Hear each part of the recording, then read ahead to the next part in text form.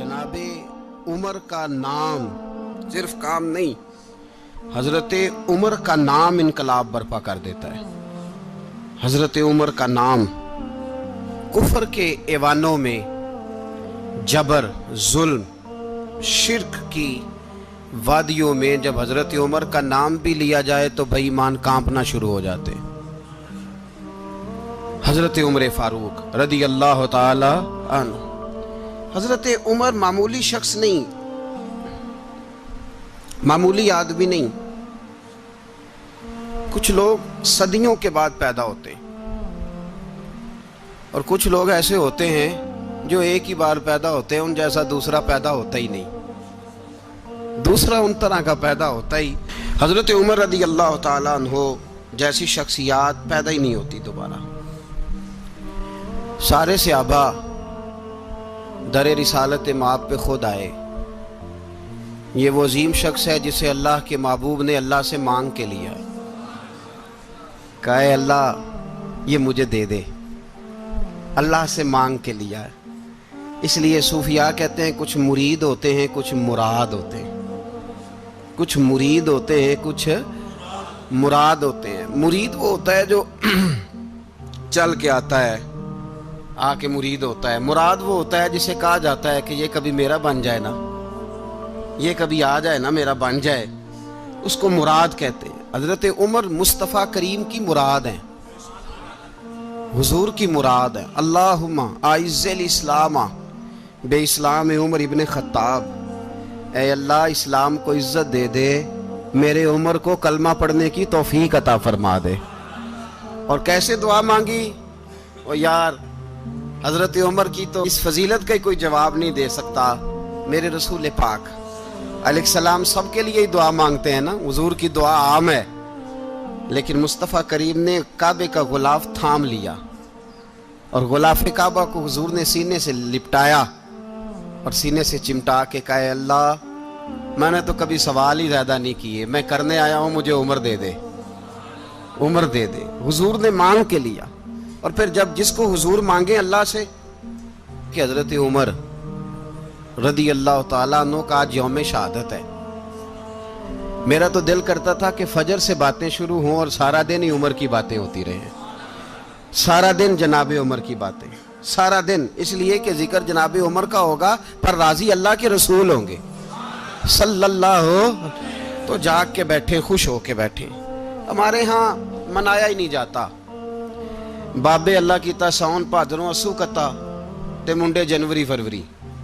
तो इस्लामी साल भी गया और वो तारीखें भी सारी गईं। यकम मुहर्रम उम्मत मुस्लिमा के लिए बहुत बड़ा दिन है, बहुत बड़ा दिन। ये शहादत है हजरत उमर फारूक की रदी अल्लाह ताला। यहाँ छोटी छोटी बातों पे गवर्नमेंट छुट्टी करती फिरती है, छोटी छोटी बातों। इलेक्शन हो गया तो छुट्टी, फलां जगह पे थोड़ा सा किसी ने खबर दे दी कि कोई परेशानी है तो छुट्टी, फलां जगह ये हो गया तो छुट्टी। यहाँ तक कि फलां वजीर साहब फलां इलाके में आएंगे तो सारे इलाके को छुट्टी। और अब तो इससे बड़ा हाल होने लगा है, अगर जिन लोगों की सिंध में हुकूमत है उनके लीडर का दिन आया तो उस दिन छुट्टी, और जिनकी पंजाब में हुकूमत है उनका दिन आया तो छुट्टी। हमारा मुतालबा है हुकूमत पाकिस्तान से, अगर सर उठा के जीना चाहते हो तो यकम मुहर्रम को छुट्टी किया करो।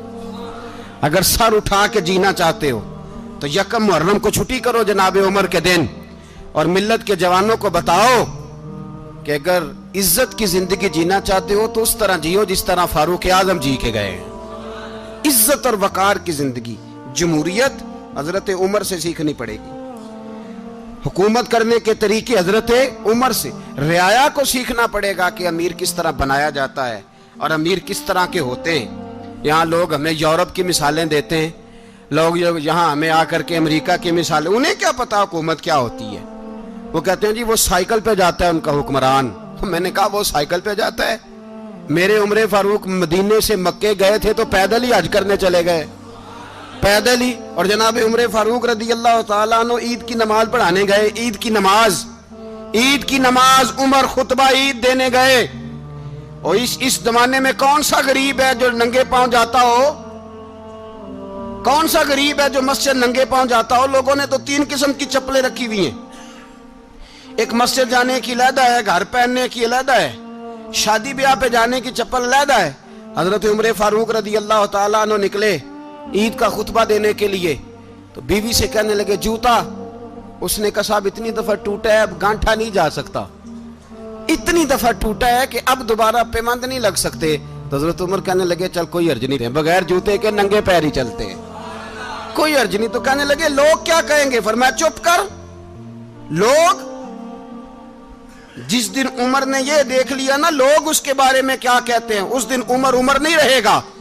تو کہا پھر آپ کا نظریہ کیا ہے؟ فرمایا میرا نظریہ یہ ہے کہ رب رسول میرے بارے میں کیا کہتے ہیں، لوگوں کا کیا ہے؟ لوگ کل کسی کے بارے میں کچھ کہتے ہیں اور پرسوں کچھ کہتے ہیں، میرا نظریہ یہ ہے کہ رب رسول میرے بارے میں ننگے پیر عمر جا رہے ہیں۔ کون جی؟ میں بڑا ماڑا۔ اچھا جناب، کیا غربت ہے؟ 10 قسم کے جوڑے لٹکے ہوئے ہیں کمرے میں، اور پہننے کی فرصت نہیں، سویرے کیا پہننا ہے، شام کیا پہننا ہے، 15 سوٹ کٹھے استری ہو کے لانڈری والا بھیج رہا ہے، اور تو غریب ہے، تو بہت بڑا غریب ہے۔ اس لیے کہ غربت پیسوں کی وجہ سے نہیں ہوتی، غربت تو دل کی ہوتی ہے۔ تو واقعی بڑا غریب ہے اور تو غریب ہی رہے گا۔ امیر تو عمر فاروق تھے جو ننگے پاؤں چلے گئے عید کی نماز پڑھانے، تو رستے میں جو ملا کہنے لگا عمر جوتا تو پہن لو۔ فرمایا تمہیں عمر کا جوتا نہ پہننے کا نقص تو نظر آیا ہے، کوئی حرج نہیں، اگر عمر کو کبھی بتانا ہوا تو وہ والا نقص بتانا جو عمر کی سیرت میں پیدا ہو، کردار میں پیدا ہو، وہ والا نقص بتانا، یہ چھوڑو جوتے آتے جاتے رہتے۔ ننگے پاؤں گئے، پاؤں دھوئے، نماز پڑھائی، لوٹ آئے۔ او بھائی یہاں تو ہمارا بناؤ سنگار اترنا، جتنی توجہ کپڑوں کی طرف ہے اتنی توجہ کبھی ہماری علم کی طرف ہوتی نا، جتنا ذوق شوق ہمارا بناؤ سنگار کی جانب ہے، اتنا بناؤ سنگار کبھی ہمارا اخلاقیات کی جانب ہوتا تو معاملات بڑی حد تک سنورے ہوئے ہوتے۔ حضرت سیدنا فاروق اعظم رضی اللہ تعالی اپنی زندگی کو ترتیب دیا، ایک دن بھی خلافت نہیں مانگی اللہ سے۔ حضرت عوف بن مالک اشجعی ایک صحابی ہیں، حضرت عوف بن مالک رضی اللہ تعالیٰ عنہ فرماتے ہیں کہ جناب ابو بکر صدیق کا زمانہ تھا تو میں نے خواب دیکھا، میں نے خواب میں جناب عمر کو دیکھا، اور میں نے دیکھا کہ کوئی کہنے والا کہہ رہا ہے کہ عمر وہ ہے کہ اللہ کے رستے میں کوئی اسے جتنا مرضی برا بھلا کہے یہ پرواہ نہیں کرتا۔ کس کے رستے میں؟ بولے سارے۔ اس کا مطلب ہے اللہ کے رستے میں لوگ برا بھلا بھی، قرآن مجید نے کہا وَلَا يَخَافُونَ لَوْمَةَ لَائِمٍ، کچھ لوگ ایسے ہیں جو برا بھلا کہنے والوں کی پرواہ نہیں کرتے۔ آپ یقین کریں اگر پرواہ شروع ہو جائے نا تو دین کا کام ختم ہو جائے، نہ کوئی تقریر کرے، نہ کوئی تدریس کرے، نہ کوئی پیری مریدی کرے، ختم ہو جائے اگر باتوں کی پرواہ ہو۔ لیکن وہ پرواہ، حضرت عوف بن مالک اشجعی کہتے ہیں میں نے خواب میں دیکھا کہ عمر وہ ہے جو کسی کی پرواہ، اور دوسری بات میں نے یہ دیکھی کہ عمر خلیفہ بنے گا، اور تیسری بات میں نے خواب میں یہ دیکھی کہ عمر شہید بھی کیا جائے گا، عمر شہید بھی ہوگا۔ یہ میں نے 3 باتیں خواب میں دیکھی۔ فرماتے ہیں میں نے آ کے خواب حضرت ابو بکر صدیق کو سنائی، وہ خلیفہ تھے، وہ کہنے لگے ٹھہر جا میں عمر کو بلاتا ہوں، اس کے سامنے دوبارہ سنانا، اس کے سامنے۔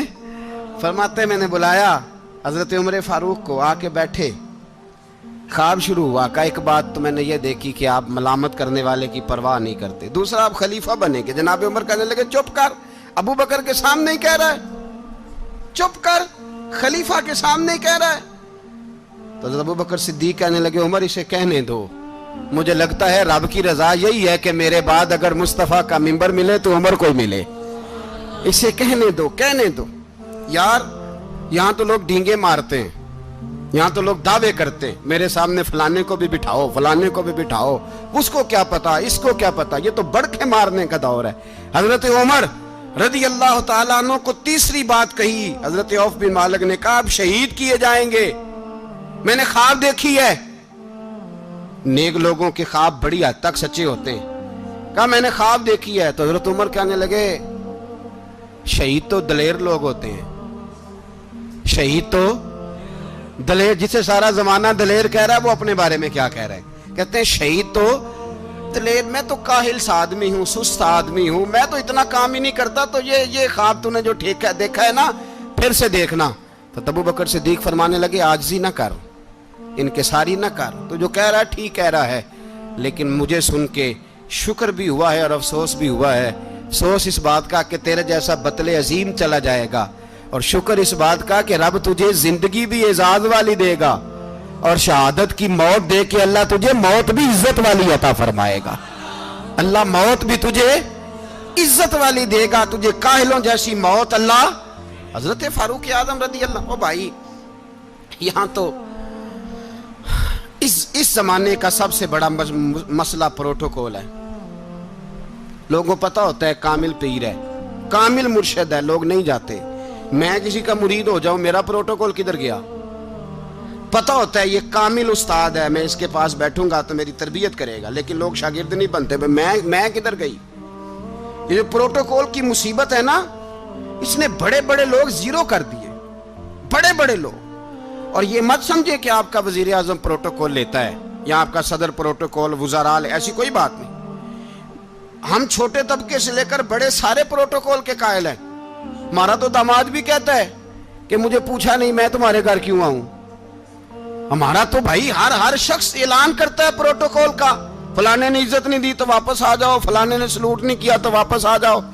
لوگ جہاں سلوٹ کرنا چاہیے وہاں بھی سلوٹ کرانے کے قائل ہیں۔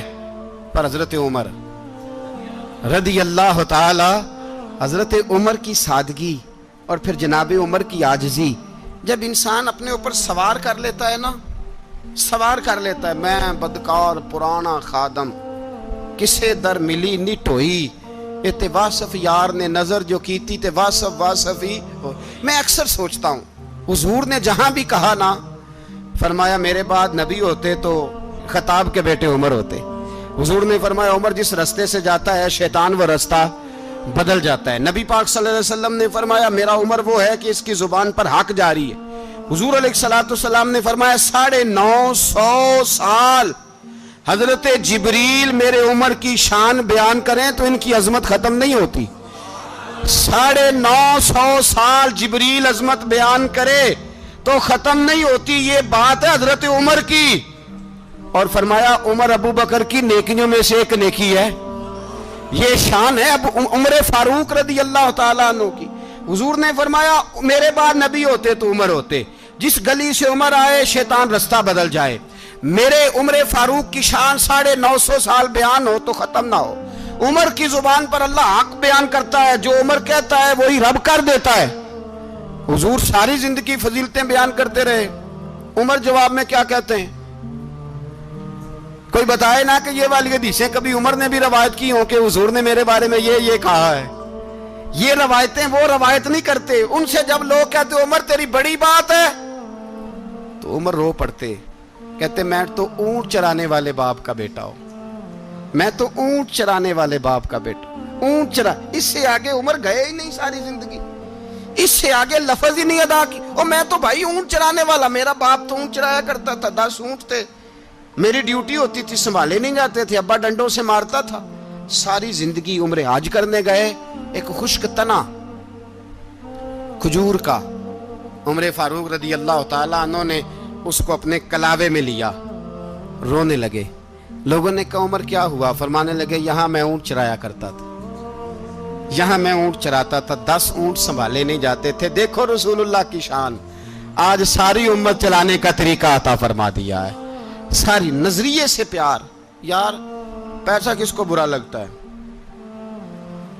آپ جس آدمی کی 50 کروڑ کی پراپرٹی ہے اس کو پوچھیں سب سے غریب، آپ کو وہی نظر آئے گا۔ وہ کہے گا میں ٹائٹ ہوں، حالات بڑے۔ میں کئی باری پوچھے انہوں نے، میں کہتا ترجمہ بھی 10 چھڑوں کی، ہمیں تو سمجھ نہیں آتی، اور ٹائٹ حالات کون سے ہوتے ہیں جی؟ جس آدمی کا کروڑوں میں کاروبار ہے نا، اس کو آپ چھیڑے وہ رونے لگ جائے گا، رونے۔ تو کئی میں نے ایسے دیکھے ہیں کرائے کا مکان ہے، ان سے پوچھے صاحب کیا حال ہے، تو کہتے ہیں جتنی اللہ نے شان والی زندگی ہمیں عطا کی ہے کسی کو نہیں دی ہوئی۔ اس کا مطلب ہے خوشی بھی یہی ہے اور غم بھی یہی ہے، اندر سے خوشی ہے، اندر سے ہی۔ تو نے اگر راضی رہنا ہے تو ادھر سے رہنا ہے، ناراض رہنا ہے تو بس اپنے آپ کو خوش رکھے گا تو ہو جائے گا۔ سارے صحابہ مل کے آئے، کہنے لگے عمر فاروق سے کہنا ہے نبی پاک کے زمانے میں تو ظاہراً غربت تھی، ابو بکر کے دور میں بھی غربت تھی، اب تو بڑا مال ہے، عمر سے سفارش کرو کہ عمر نیا کرتا پہنا کرے۔ ملکوں کے سفیر آتے، عمر وہی پھٹی پرانی چادر اوڑھ کے اور وہی کئی جگہ پہ پیوند لگے سوٹ پہن کے سفیروں کے سامنے بیٹھ جاتا ہے۔ عمر کو مشورہ دو، طے ہو گئی بات۔ سب نے جب مشورہ دے لیا تو سارے کہنے لگے یہ بتاؤ شیر کی مونچھ کو ہاتھ کون لگائے گا؟ کہنا کس نے ہے؟ بندہ بھی تو ڈھونڈو نا۔ نے کہا جناب میرا یہ خیال ہے کہ مولا علی شیر خدا کہیں گے، کیونکہ جس شخص کی عمر کو سب سے زیادہ حیا کرتے دیکھا وہ شیر خدا مولا علی ہے رضی اللہ تعالی علی کہیں گے، اس لیے کہ جناب علی تو کئی دفعہ جب گفتگو کرتے تھے تو حضرت عمر چپ کر جاتے تھے اور فرماتے تھے علی نہ ہوتا تو میں ہلاک ہو جاتا۔ تو کہا علی سے کہو۔ جناب علی شیر خدا کو بلایا، کس کام کے لیے؟ جی اللہ اکبر۔ یہ ذرا اپنے اس دور پہ اس بات کو ذرا لاکا جناب ان سے کہیں کہ زیادہ نہیں، ایک کرتا نیا پہن لے، سفیر آتے ہیں وزیر آتے ہیں تو ایک کرتا نیا پہن لے۔ حضرت علی کو بلایا، آپ فرمانے لگے کوئی اور بات ہوتی تو میں کہہ دیتا، یہ والی میں نہیں کہہ سکتا، کوئی اور ہوتی تو میں عمر کو کئی دفعہ کہہ دیتا ہوں، جلال میں بھی تو سن، یہ والی میں نہیں کہہ سکتا، میں تمہیں ایک مشورہ دیتا ہوں۔ کہا وہ کیا؟ کہنے لگے سید عائشہ صدیقہ سے کہو، وہ مومنوں کی ماں ہیں، عمر ٹالے گا نہیں۔ اماں جی سے جا کے کہا اماں جی نیا کرتا عمر سے کہیں پہن لیں، وزیر آتے ہیں بڑے بڑے لوگ تو چلو کوئی حرج نہیں۔ اماں جی نے کہا اچھا کوئی بات نہیں میں بلا لیتی ہوں۔ جناب عائشہ نے پیغام بھیجا، جب خادم نے کہا نا مصطفیٰ کے گھر سے پیغام آیا ہے تو 20 لوگ بیٹھے تھے، عمر کانپتے ہوئے اٹھے، کانپتے دوڑے۔ حضرت عائشہ پردے میں تھی تو فرماتی ہیں عمر اتحیات کی حالت میں بیٹھ گئے۔ کہا اماں جی دیر تو نہیں ہو گئی مجھے آنے میں؟ کہا نہیں ٹائم پہ آ گئے ہو۔ کس لیے بلایا تھا؟ کہا عمر دیکھو غربت کے معاملات اور ہوتے ہیں، جب اللہ آسانی دے تو کوئی چیز استعمال کرنا حرام نہیں ہوتی، اگر حرام ہے تو بتاؤ۔ کہا نہیں اماں جی حلال ہی ہے۔ تو فرمایا پھر اتنے سفیر آتے ہیں مشیر آتے ہیں، اب تو مال غنیمت بڑا آتا ہے، ڈھیر لگ جاتے ہیں مسجد میں، تو چل ایک نیا کرتا تم بھی پہن لیا کرو، اور آپ نیا کرتا پہنو گے تو دھاک بیٹھے گی غیروں پر۔ تو صحابہ کا مشورہ ہے کہ آپ نیا لباس پہنے۔ اماں جی کہتی ہے میں نے حکم دیا تو عمر چپ کر گئے، گردن جھک گئی۔ تھوڑی دیر کے بعد سیدنا عمر فاروق نے سر اٹھایا تو داڑھی پہ آنسو گر رہے تھے، رو پڑے، کہنے لگے پاک محبوب کی پاک بیوی جیسے حکم کرتی ہو میں حاضر ہوں، پر مجھے وہ والا لباس پہنانا جو میرے مصطفیٰ نے پسند فرمایا ہے، اگر یہ رنگ رسول پاک کا ہے تو میں حاضر ہوں، اور اگر نبی پاک کا نہیں تو پھر جیسے آپ حکم کریں۔ جناب عائشہ کہتے ہیں عمر روئے تو میں زیادہ روئی، میرا پلو بھیگ گیا آنسوؤں سے۔ میں نے کہا عمر آپ جائیے۔ عمر یوں نکلے تو جو صحابہ کھڑے تھے وہ کونے میں تھے، سارے آ گئے۔ کہا اماں جی کیا بناؤ؟ فرمایا بھائی تم سب جو باتیں کہتے ہو وہ اپنی جگہ ٹھیک ہیں، پر عمر جو بات کرتا ہے وہ سب سے زیادہ ٹھیک ہے۔ عمر جس پہلو پر بات کرتا ہے وہ یار ایسی عاجزی، ایسا رنگ، ایسا انداز، ایسا طرز حیات، ایسی زندگی۔ اولاد کے معاملے میں لوگ بزدل ہو جاتے ہیں، بزدل، پر حضرت عمر کا بیٹا مصر گیا، وہاں سے کمائی کر کے لایا، تجارت کرنے گیا، لاکھوں کا مال۔ کون سا باپ ہے دنیا میں جس کا بیٹا باہر سے پیسے لے کے آئے تو ابا تفصیل پوچھے کہ بیٹا کہاں سے کمائے، کہاں سے لایا، کتنے ملے، کیوں آئے؟ کون سا باپ تفصیل پوچھتا ہے؟ ابا تو کہتا ہے لا صحیح، اور تعریفیں کرتا ہے میرا بیٹا بڑی کمائی کرتا ہے۔ کبھی پوچھا ہے اس سے کہ ڈیوٹی صحیح دیتا ہے کہ نہیں؟ کبھی پوچھا ہے کہ تو ایمانداری کی روزی لاتا ہے کہ حرام کی کماتا ہے؟ یہ باپ کی ذمہ داری ہے، یہ اماں کی ذمہ داری ہے۔ پھر کہتا ہے بیماری کیسے آ گئی، پریشانی کیسے آ گئی؟ تو نے کبھی سوال کیا اپنی اولاد سے؟ حضرت عمر فاروق رضی اللہ تعالیٰ عنہ کا بیٹا مصر سے پیسے کما کے لایا تو جناب عمر نے بلایا، فرمایا بیٹے اتنی تو تیرے پاس راس ہی نہیں تھی، تھوڑے سے تو پیسے لے کے گیا تھا، اتنی کمائی کیسے ہو گئی؟ اتنے تو پیسے نہیں تھے صاحب، کہاں سے کمائی لائے؟ اس نے کہا ابا جی وہ جو میرے چچا ہے نا مصر کے گورنر، آپ کے دوست، انہوں نے میری مدد کی ہے. فرمایا جتنے لوگ گئے تھے سب کی ہے مدد اس نے؟ کہا نہیں صرف میری کی. فرمایا تیری کیوں کی؟ تیری کیوں کی؟ کہا حضور آپ کے دوست ہیں. فرمایا چپ کر حضور انہوں نے مجھے اتنے پیسے دیے, میں نے کاروبار میں ڈالے تو نفع آیا تو میں ان کی رقم دے کے. فرمایا خاموش ہو جا, باقی جتنے لوگ گئے تھے سب کی مدد کی اس نے؟ کہا نہیں حضور صرف میری کی. فرمایا اس نے تیری مدد نہیں کی, اس نے خلیفہ کے بیٹے کی مدد کی, اس لیے کہ وہ خلیفہ کو اپنے حق میں نرم کر سکے. فرمایا آدھا مال تیرا ہے, آدھا مال غنیمت کا ہے, مال خزانہ کا ہے, مسلمانوں کا ہے, اس لیے کہ تو جو وہاں سے مال کما کے لایا ہے وہ اپنے باپ کے خلیفہ ہونے کی وجہ سے کما کے لایا ہے, لہذا رکھ ادھر. یہاں کہتے ہیں کدھر سے آیا, کیسے آیا, کون سا حساب دیں, کیا کریں؟ او بھائی حضرت عمر رضی اللہ تعالیٰ عنہ کا اپنی اولاد کے بارے میں یہ رنگ ہے. ایک جنگ سے نا خوشبو آئی, خوشبو بڑی مہنگی ہوتی تھی, عرب میں خوشبو آج بھی بڑی مہنگی ہے, وہ زیادہ استعمال کرتے ہیں. میری باتوں کی سمجھ آ رہی ہے میرے بھائیوں؟ بڑی مہنگی خوشبو تھی. جب وہ خوشبو آئی تو حضرت عمر نے کہا, گھر میں پہلے پہنچی حضرت عمر کے, چونکہ زیادہ عورتیں استعمال کرتی تھی گھر کے اندر خوشبو, مرد بھی لگاتے تھے. حضرت عمر نے اپنی بیوی سے کہا, آپ کی زوجہ جو تھی وہ بڑی خوشبو کو پسند کرتی تھی. حضرت عمر نے اپنی زوجہ سے کہا کہ خوشبو لاؤ, میں نے ایک عورت کی ڈیوٹی لگائی ہے, وہ خوشبو تول کے نا تو حصہ برابر صحابہ میں بانٹ دے گی. تو آپ کی زوجہ کہنے لگی کسی بی بی کی ڈیوٹی لگانے کی کیا ضرورت تھی, میں جو موجود تھی میں بانٹ دیتی ہوں تول کے حصہ برابر. آپ نے فرمایا نہیں تو رہنے دے, اور فلانی بی بی بانٹے گی. کہا حضور میں نے بھی بانٹنی ہے, میرے پہ کچھ حق ہے؟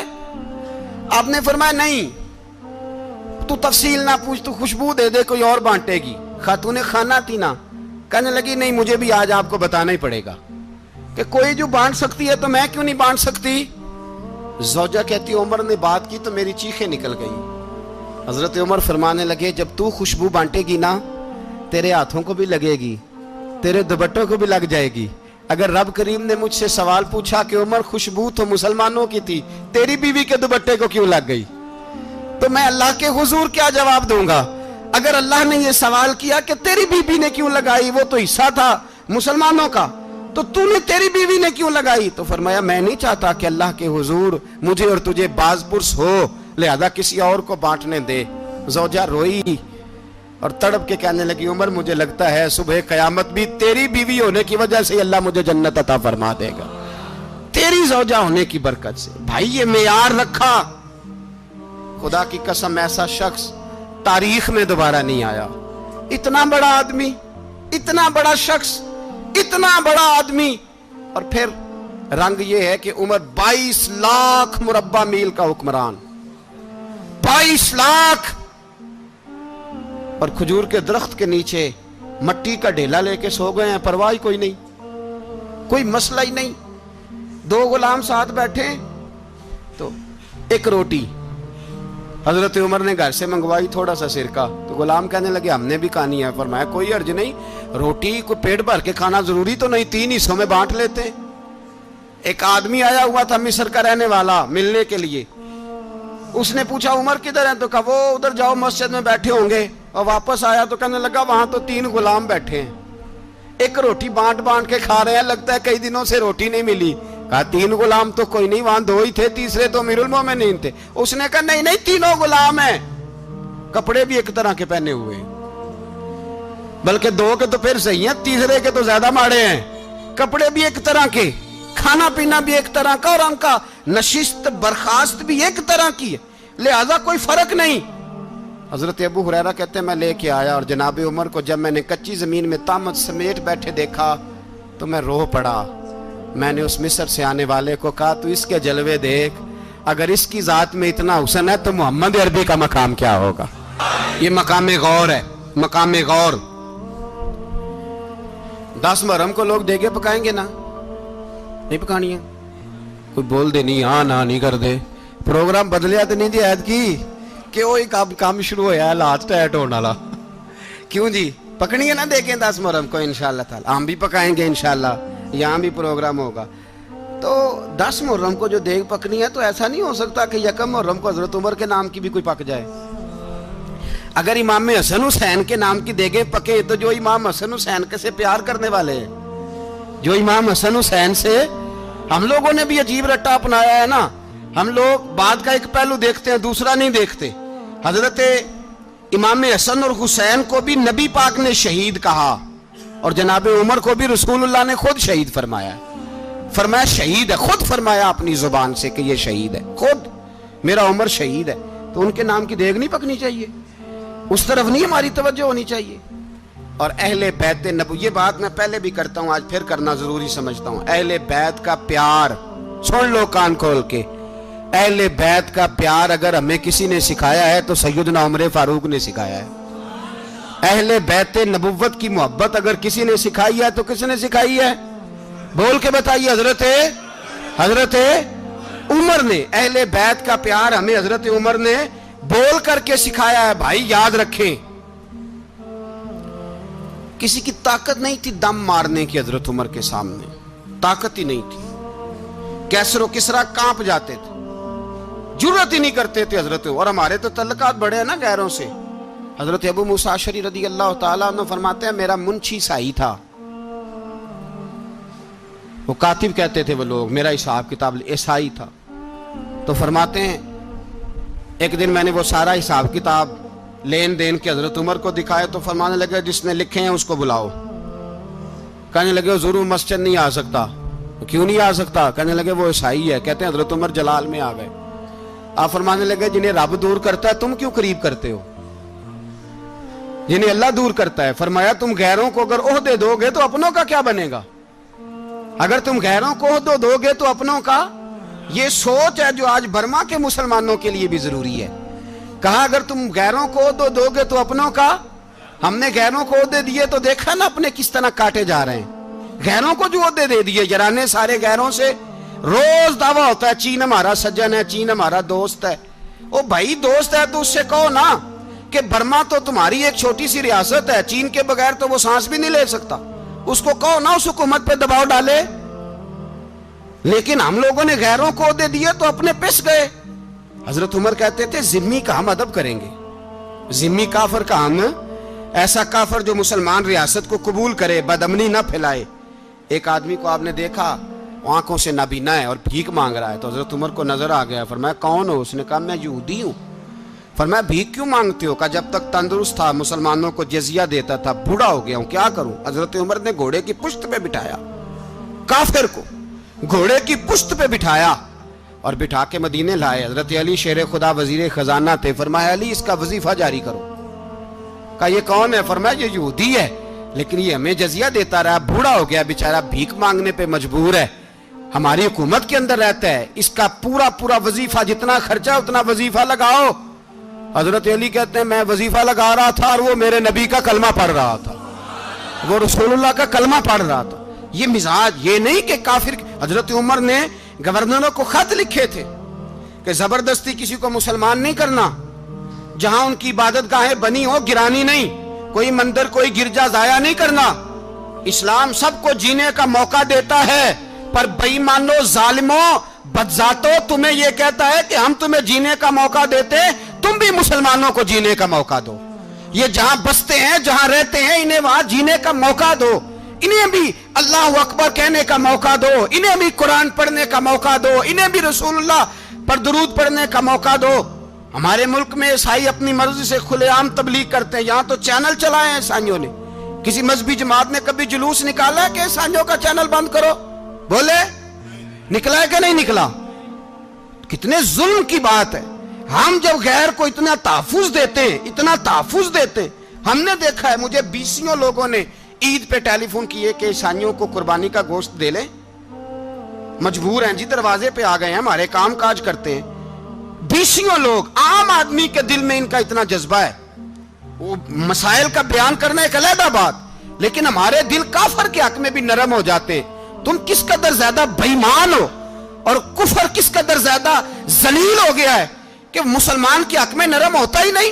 اور اس سے بڑے ذلیل وہ ہیں جو ان ذلیلوں کے سپورٹر ہیں، وہ کسی عرب ملک کے حکمران ہو یا کسی اور جگہ کے، وہ بڑے ذلیل ہیں جو ان ذلیلوں کے سپورٹر ہیں، جو برما کی بچیوں کے قتل پر اپنی حکومتیں چمکا رہے ہیں۔ ने शर्म नहीं आती, इस कदर मुसलमान तड़पा है, लेकिन उन बेगैरतों को जरा होश नहीं आई। और ये उनके कमाश, उनके दलाल जो हर जगह उनकी सपोर्ट करके अपनी हुकूमतें कायम करते हैं, बेईमानों को पता नहीं कि कब इन पर अल्लाह का अजाब उतरेगा और किस तरह इनके परखशे उड़ेंगे। तुम्हें अपनी जिल्लत और रुसवाई नजर नहीं आ रही कि जमीन किस तरह तुम्हारे लिए तंग हो गई है? इससे ज्यादा और तुम्हारी रुसवाई क्या होगी? डरो अल्लाह से, और ये तो दुनिया का अजाब है। इन्ना बत्श रब्बिक लशदीद, मेरा रब कहता है क़यामत तो कायम होने दे। जितना सख्त तेरे रब की पकड़ है, इतनी किसी दूसरे की हो सकती, याद रखें। और थोड़ा एहतियात करें हम सब लोग भी, जो हम लोग आधी जुबान बोल के भी इनकी सपोर्ट करते। अब शर्म आनी चाहिए हमें इन हुकूमतों की सपोर्ट करते जो मुसलमानों की लाशों के ऊपर हुकूमतें कायम करते हैं, शर्म आनी चाहिए। बहरहाल बात दूर निकल जाएगी और मैं अपने मजमून पे रहता हूं। अहले बैत का प्यार अगर सिखाया है तो जनाब उमर ने सिखाया है, रदी अल्लाह ताला अन्हो। इमाम हसन मिलने, आप यकीन करें, मैं जब इस वाकया को पढ़ता हूं तो मेरा दिल झूम जाता है। मैं कहता हूं यार, डाटा होना अपनी जगह पे, इश्क होना अपनी जगह पे, इंसान का बावकार होना अपनी जगह। जहां खड़े होना था वहां ये खड़े होते थे, और जहां झुकना था वहां ये इन लोगों में, इकबाल ने कहा था, तेरी निगाह नाज से दोनों मुराद पा गए। अकले गियाबो जुस्तजू इश्के हुजूरो इस तरह, जहां अगर आया है सामने कैसरो किसरा तो उमर जैसा दलेर कोई नहीं। अगर सामने आया ईरान का बादशाह तो उमर जैसा तगड़ा कोई नहीं। अगर आया है सामने गुस्सान का बादशाह तो उमर जैसा आदिल कोई नहीं। लेकिन अगर अली का बेटा आया है, अगर फातिमा के लाल पारे आए हैं, तो फिर फारूक आजम से जैसा मुहिब कोई नहीं, फिर उनसे जैसा प्यार करने वाला कोई नहीं। अंदर बैठे हैं जनाब उमर, अंदर तन्हाई में कुछ वजीरों से गुफ्तगू हो रही है, मीटिंगें जारी हैं। आपके बेटे मिलने आए जनाबे अब्दुल्ला इब्ने उमर, अब्बा जी मिलने आए। बात ठहरो, बात कर रहा हूं, कोई ना अंदर आए। साहबजादा बाहर खड़ा है। थोड़ी देर गुजरी तो इमाम हसन भी आ गए। कौन आए? आपको अजब मिलेगा इमाम साहब का नाम लेने से, वो सरदार हैं जन्नतियों। कौन आए? सारे बोलिए, इमाम हसन, तेरी नस्ल पाक में है बच्चा बच्चा नूर का, तू है ने नूर तेरा सब घराना। इमाम हसन आए तो हजरत अब्दुल्ला इब्ने उमर को दरवाजे पे खड़े देखा। कहा अमीरुल मोमिनीन कहाँ हैं? कहने लगे हजरत उमर के बेटे। कहने लगे वो अंदर बैठे, कुछ मीटिंग हो रही है, और उन्होंने कहा कोई अंदर ना आए, लेकिन आप जाना चाहें तो चले जाएं। आप जाना चाहें तो, तेरी नस्ल पाक में है बच्चा बच्चा नूर, आप जाना चाहें तो चले जाएं। तो उन्होंने कहा जब आप बाहर खड़े हैं तो मुझे कोई इतना जरूरी काम नहीं, और अभी जोर की नमाज थोड़ी देर में होगी, मैं मस्जिद में मिल लूंगा अमीरुल मोमिनीन से। ये बात कह के इमाम हसन चले गए। यार इतनी बड़ी बात नहीं थी, इतनी बड़ी बात नहीं थी। वो मेरे उस्तादों का बेटा भी आए तो कहा ठीक है जी, वो सोए हुए हैं, तो कोई गर्ज नहीं यार, मैं ठहर के आ जाऊंगा। कोई बड़ी बात नहीं थी, देखा जाए तो बड़ी बात नहीं थी, पर बात बहुत बड़ी थी, इसलिए कि ये खाली हसन नहीं, ये हसन इब्ने अली है, ये हजरत फातिमा के लख्ते जिगर। हजरत उमर बाहर निकले, अब्दुल्ला इब्ने उमर से पूछा कोई आया तो नहीं? तो कहा हुजूर इमाम हसन आए थे। तो कहा फिर शहजादे को अंदर क्यों नहीं भेजा? कहा मैंने कहा था। वो कहने लगे अगर अमीरुल मोमिनीन मसरूफ हैं तो मैं जोहर में मिल लूंगा। हजरत उमर रोने लगे। फरमाया बेटे तूने अच्छा नहीं किया। फिर मस्जिद नहीं गए, सीधे इमाम हसन के दरवाजे दस्तक दी। इमाम हसन बाहर आए। कहा शहजादे आए थे तो मिले क्यों नहीं? तो इमाम हसन कहने लगे हुजूर आपका अपना बेटा दरवाजे पे खड़ा था, आपका अपना बेटा दरवाजे पे खड़ा था, और मना भी किया था आपने, तो मैं जोर में मिल लेता। हजरत इमाम हसन फरमाते जोश जज्बात में जनाबे उमर ने सर से पगड़ी उतार दी, जोश जज्बात में। कहने लगे हसन मेरे बेटे का और आपका क्या मुकाबला? क्या उसकी मां का नाम फातिमा ज़हरा है? क्या उसकी नानी का नाम खतीजतुल कुबरा है? क्या उसके नाने का नाम मोहम्मद मुस्तफा है? आपका और उसका क्या मुकाबला? फिर रो पड़े और कहने लगे बेटे मैं मक्के के सहराओं में ऊंट चराया करता था, ये जो मेरे सर पर इज्जत के बाल हैं ये तेरे नाने के उगाए हुए, मैं मक्के के खबरदार शहजादे खबरदार। ओ भाई अहले बैत नबुव्वत के अदब का रंग अगर सिखाया है तो सैयदना उमर ने सिखाया है। हजरत उमर फारूक अथॉरिटी है, इस्लाम की अथॉरिटी। यकम मुहर्रम हजरत उमर की शहादत है। यहूदी बोल उठा, काफिर बोल उठा, अगर 6 महीने उमर दुनिया में और रहते तो दुनिया में कोई काफिर मौजूद न होता। 6 महीने। और जब इस बतले जलील का जनाजा उठा, अल्लाह, बुखारी पढ़िए ना, अल्लाह मरजुकना शहादतन फी सबीलिक, अल्लाह बिस्तरे की मौत ना देना, शहादत की देना। उमर शहीद हुए, मस्जिद नबी में नमाज पढ़ाते, और जब जनाजा उठा तो मदीने का फिर पीछे जो दलेर बचे वो मौला अली थे। मौला अली, जनाब उमर का जनाजा उठा तो सबसे पहली हाय जो निकली वो हजरत अली की जुबान से निकली, और हजरत अली की सारी दाढ़ी आंसुओं से भर गई। लोगों ने कहा कि अली क्या हुआ? फरमाने लगे तुम देख नहीं रहे जनाजा किसका उठा है, पलट के देखो तो सही, तुम पता नहीं है कौन गया है। कहा हुजूर क्या हुआ? आप फरमाने लगे उमर इस तरह के काम करके गया है, अब इनके रस्तों पे कौन चलेगा, कौन इसके जिगर राहे वफा में। मैं नक्श ऐसे छोड़ आया हूँ, मैं जिस मंजिल से गुजरा हूँ वो अब तक याद करती है। हजरत अली हजरत उमर के जनाजे पे खड़े होकर कहते हैं अल्लाह मुझे उस तरह के अमल करने की तौफीक दे जिस तरह की उमर करके गया। मेरे भाई, बतले अजीज, बतले हुर्रियत हजरत उमर रदी अल्लाह ताला अन्हो, जो अपनी जिंदगी इनकलाब वाली गुजार के गए। उमर जब दुनिया से गए तो 80 दिनार का कर्जा था। 22 लाख मुरब्बा मील का हुक्मरान। और अपने बेटे से कहने लगे बेटे कोशिश करना तेरे खानदान वाले मिल के मेरा कर्जा उतार दे, मेरी कब्र पे बोझ ना रहे, और अगर खानदान वाले मदद न करें तो मेरे दोस्तों से बात करना, वो मदद न करें तो फिर अली से बात करना। इनका प्यार आपस में इतना, और तू इख्तलाफ साबित कर रहा है। 80 दिनार का कर्जा छोड़कर हजरत उमर दुनिया से गए और जाती दफा कह गए मेरे बाद मेरे बच्चों को हुकूमत के मशवरे में भी शामिल ना करना, हुकूमत के मशवरे में भी मेरी औलाद शामिल ना हो। इतना बड़ा शख्स इतना बड़ा रंग दे के यकम मुहर्रम को जब उम्र फारूक का विसाल हुआ तो बेटे से कहने लगे अम्मा आयशा से जाके कहो मेरा भी नबी पाक के रोजे में दफन होने को दिल करता है। एक कब्र की जगह है अम्मा जी ने अपने लिए रखी है, बुखारी है बुखारी। हजरत आयशा के पास साहबजादे गए, कहने लगे अम्मा जी उमर को जख्म लग गया है, हालत बड़ी परेशानी वाली है। वो कहते हैं अगर अम्मा इजाज़त दें। सैयद आयशा रो पड़ी, फरमाने लगी कि वो अपनी कब्र की जगह तो नहीं ना किसी को देता, पर उमर ने कमाल ही बड़ा किया। उसे कहो जाओ गुंबद खजरा में कयामत तक जो मुस्तफ़ा पे और अबू बकर पे सलाम पड़ेगा वो तुझ पे भी सलाम पढ़ के जाएगा, जाओ मैंने जगह दी।